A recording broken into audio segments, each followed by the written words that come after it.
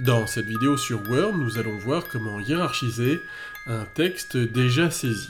Vous pouvez voir ici dans cet exemple qu'un planning a été saisi et que pour plus de lisibilité, nous aimerions hiérarchiser ce texte.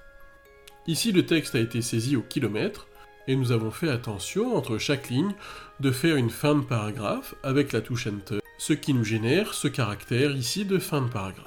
Ce caractère va être utile pour la hiérarchisation puisque le logiciel va détecter que lorsque l'on change de paragraphe, c'est là qu'il y aura donc un nouveau point ou un nouveau sous-point. Pour hiérarchiser tout ce texte, la première étape a été de saisir le texte et la deuxième étape va être de le sélectionner.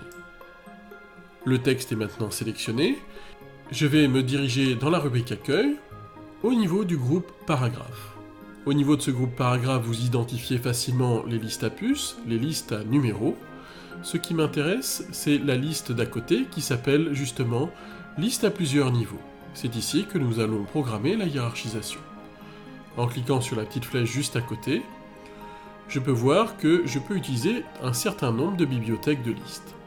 Pour une hiérarchisation basique, je vais me concentrer uniquement sur les 3 premiers modèles qui sont ici. Bien sûr, ces modèles seront personnalisables, nous le verrons dans une prochaine vidéo. Les 4 autres modèles qui suivent ces 3 premiers modèles seraient utilisables que si nous utilisons des styles de paragraphes avec notre texte encodé. Vous voyez ici que l'on retrouve le style de paragraphe de Word, titre 1 jusqu'à titre 9, ici. Je vais utiliser la deuxième, qui représente une hiérarchisation de type scientifique, que l'on utilise souvent au niveau professionnel. Vous voyez que ça fonctionne et que ma liste est déjà hiérarchisée.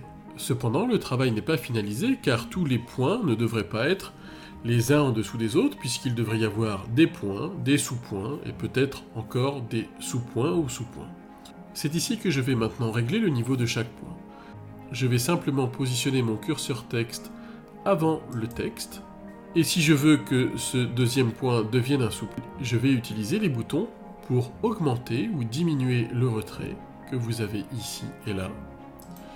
Et je vais pouvoir baisser la hiérarchisation. Je vais pouvoir le faire à chaque point, et vous pouvez voir ici que ça fonctionne bien. Accélérons un petit peu la vidéo pour que vous puissiez voir ce que cela donne une fois finalisé.